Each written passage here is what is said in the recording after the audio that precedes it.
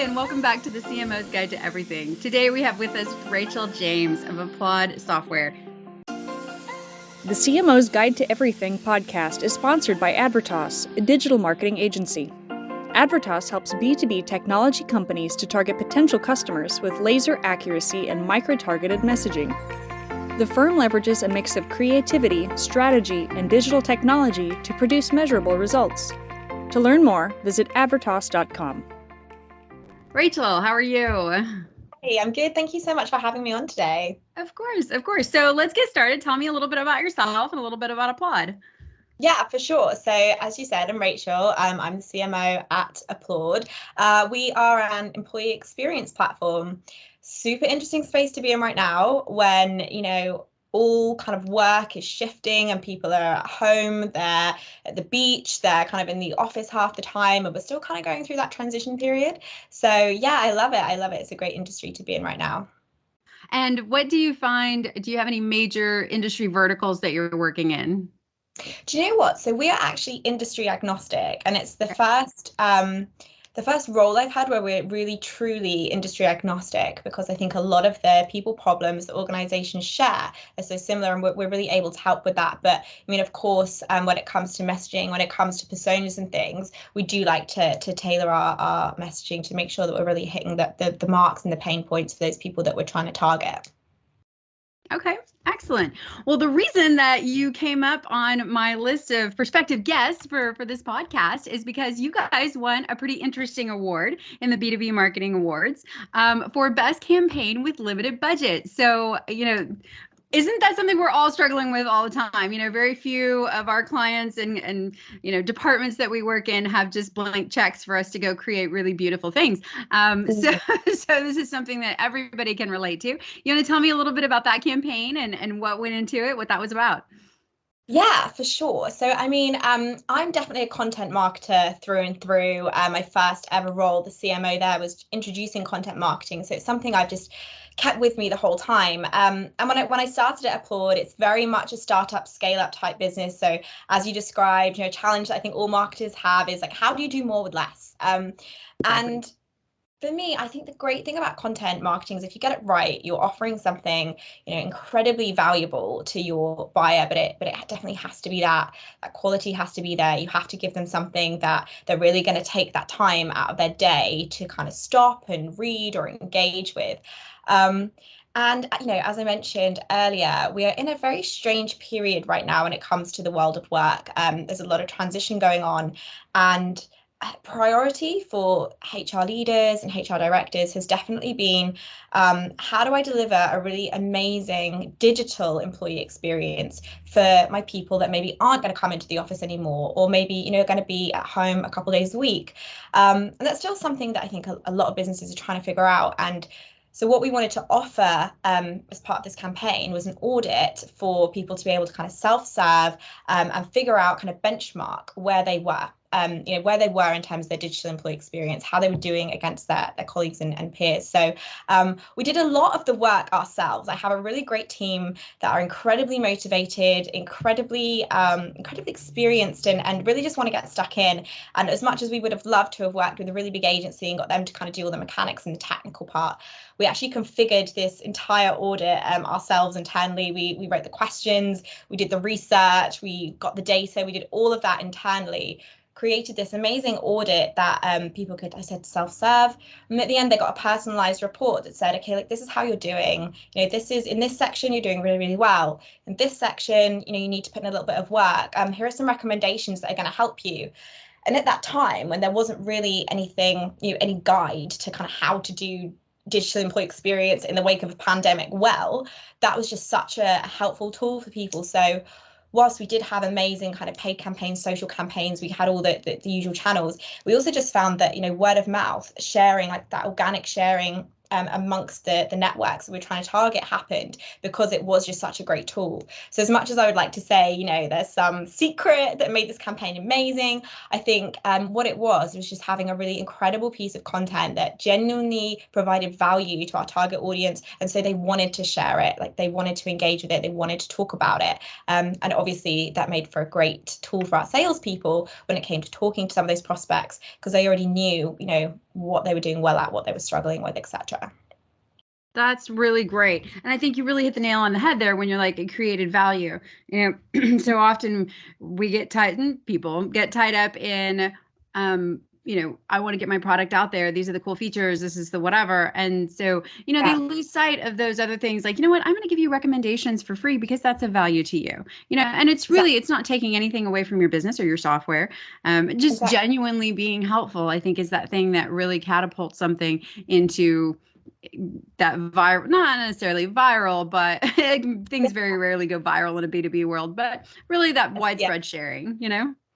Yeah, exactly. I think when you create something that people want, like they actually like and they actually want to share, the same as I think we do as consumers. You go to a great restaurant and you want to tell everyone about it. It's the same. I think if you find something and you're like, oh, this actually, provided me with a really helpful tip, you're going to tell your colleagues, you're going to tell your friends that, are struggling with the same things that you are. So, I mean, that was probably the biggest kind of takeaway for me, was that it's worth probably doing fewer campaigns that are really, really high quality, that we really spend the time to make sure that they're right and that they're worth it, than doing lots of doing that quantity, lots of little things that don't make that big impact. Yeah. So what do you think, as you look across your background and kind of how you've come in your career, what do you think has uniquely qualified you for the role that you have now, or prepared you in some way?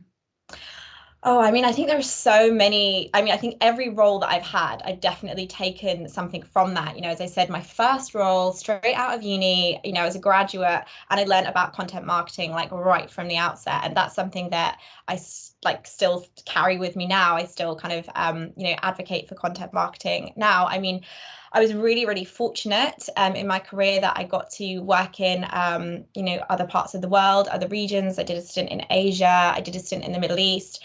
That you just learn so much from kind of immersing yourself in another culture. I think from learning that you can't just take a global strategy and implement it in local markets, that there are so many nuances there that you have to be respectful of, that you have to take the time to understand. I mean, that was a big wake-up call for me. I took so much from that.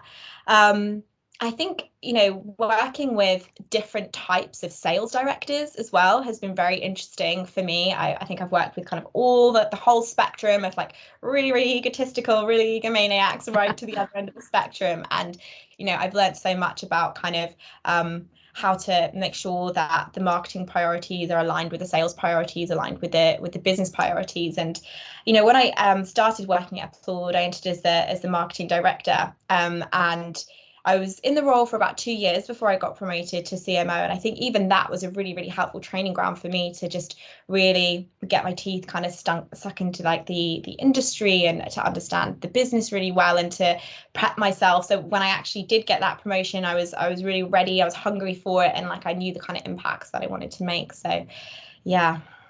What an exciting journey, especially working overseas. That's super interesting. What have you found to be perhaps the most surprising of the places that you've worked? The most surprising. I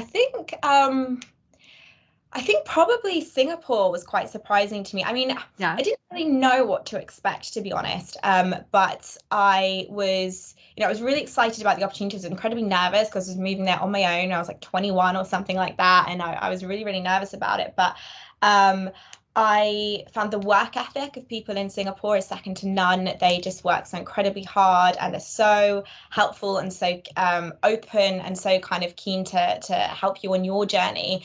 And so I think I definitely learned a lot there about kind of teamwork, collaborating.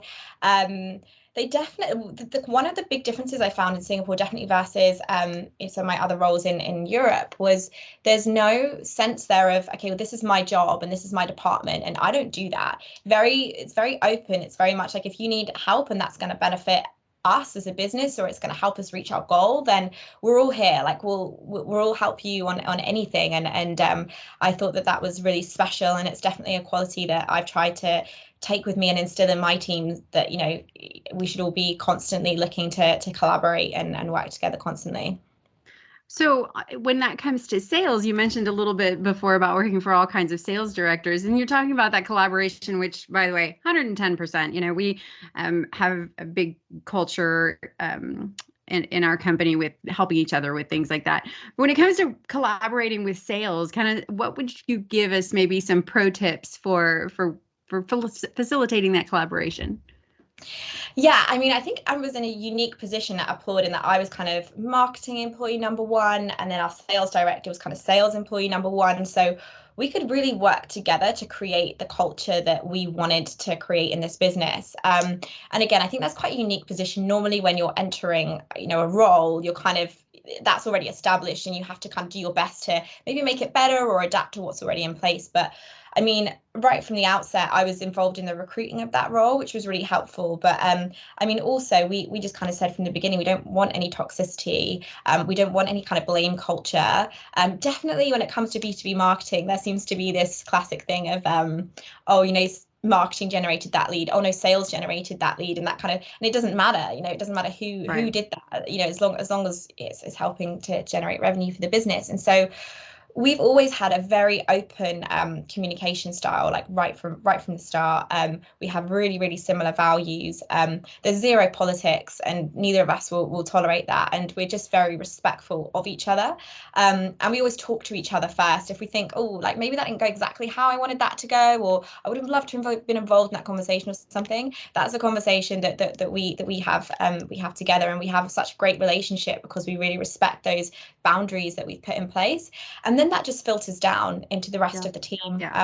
So I would say it's probably the best marketing and sales kind of relationship that I've worked with across any organization, and both now my team and Martin's team are just so respectful of each other and all driving towards the same goal. I think what's great is we're so excited about what we're doing that everybody just wants to constantly be keeping that momentum up and doing what they can to move the business forwards.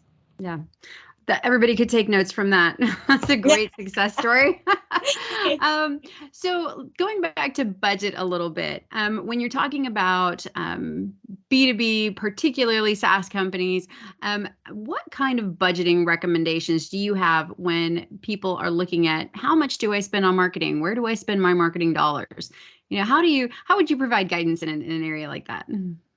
Yeah, so I mean, if you're lucky enough that you've got a couple of years of data, that's always obviously the best place to start, isn't it? You have a look, like, in the last kind of year or 2 years, what worked really well, like what didn't as well. I think owning, I tried that. I thought it was going to be a great idea, and it wasn't. It was a flop, and just kind of owning that. We're not going to spend on that again this year. But I think, definitely starting with the data, starting there, looking at where have you got your most cost effective customer acquisitions, or where have you managed to generate the most kind of volume of opportunities. I always start there.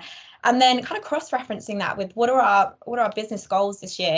Is it growing our existing customer accounts? Is there a lot of kind of untapped potential there? Or is it, we all about new logo this year? Do we want to focus there? And brand awareness as well is another really, really big priority for a lot of businesses, and just trying to ascertain, what are the priorities here when we're at the end of this year? What does success look like for us as a business?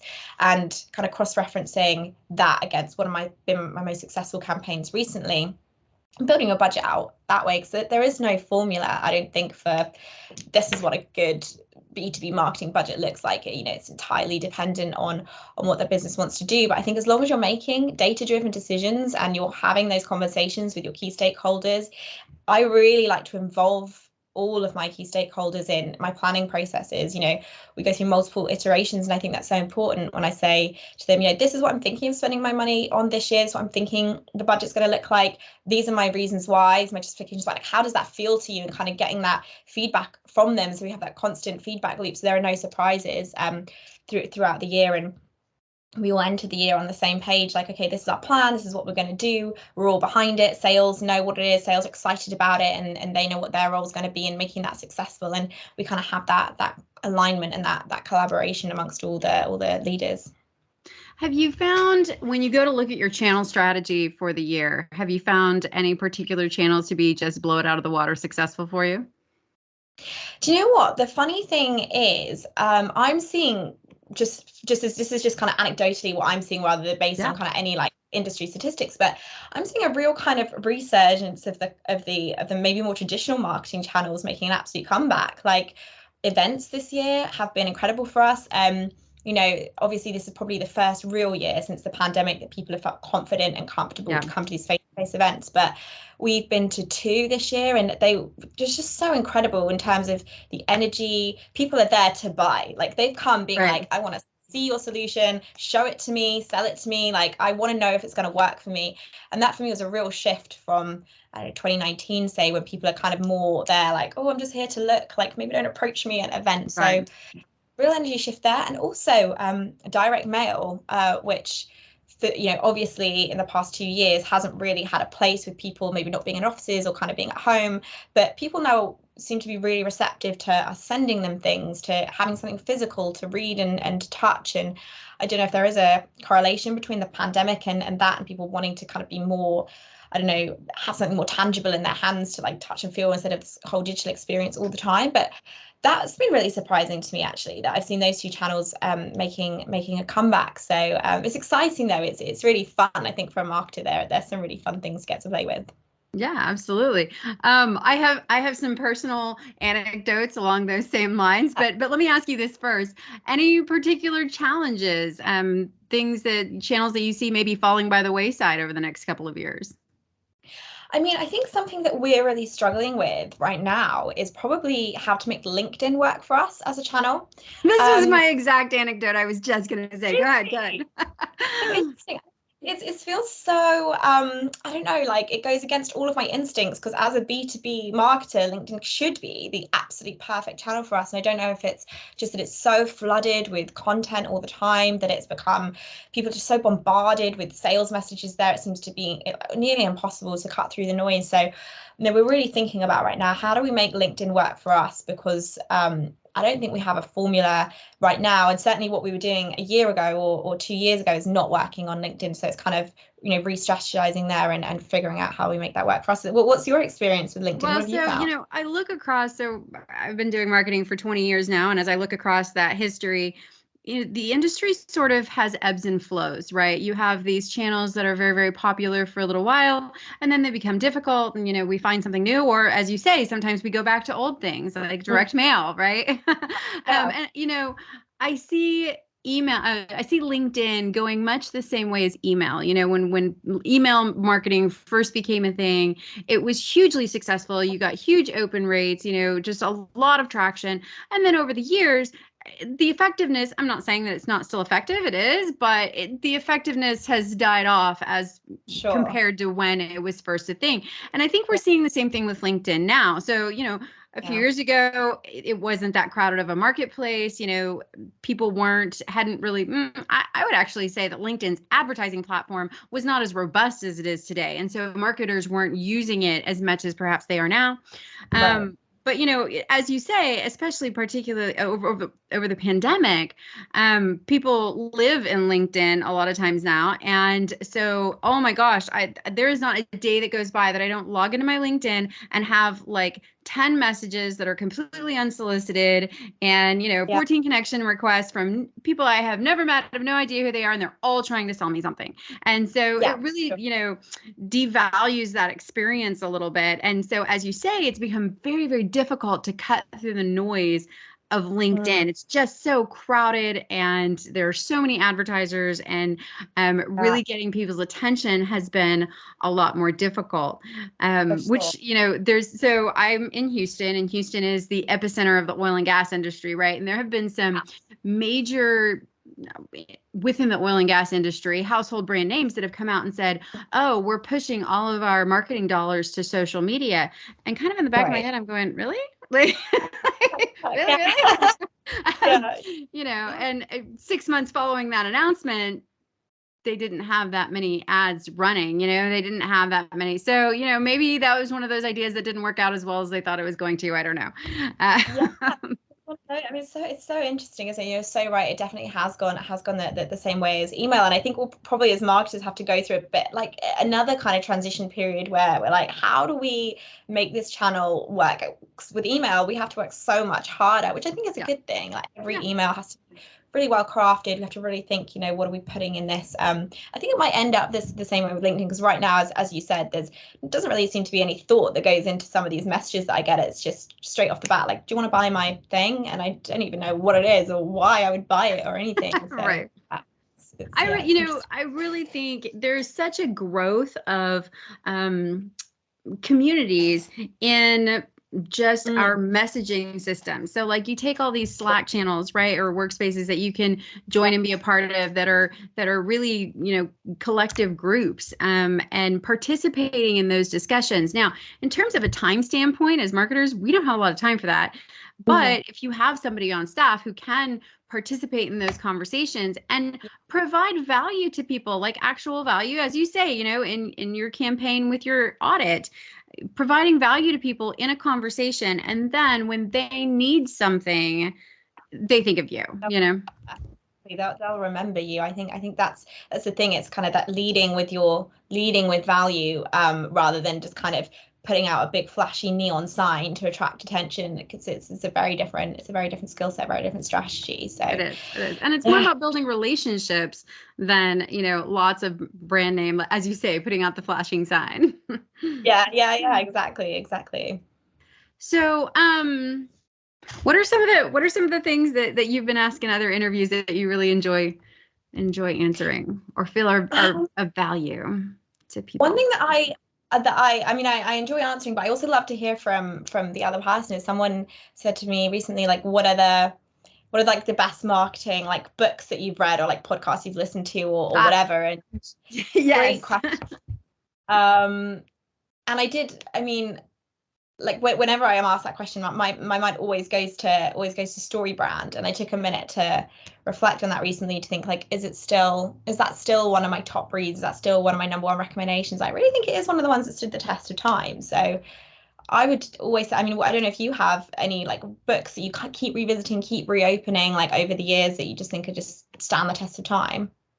Yeah, so that's actually always a question that I ask kind of towards the end. But I am a Right. voracious reader. I read all the time, and I keep a list of books for our staff. And like, I don't want to make anybody read if they don't want to read. It's Yeah. not part of their job. But there are people who enjoy that, who are on our team, and Yeah. so when they're looking for a book, these are Laura's recommendations for good reads, right? And that list probably is about 20 books deep at this point.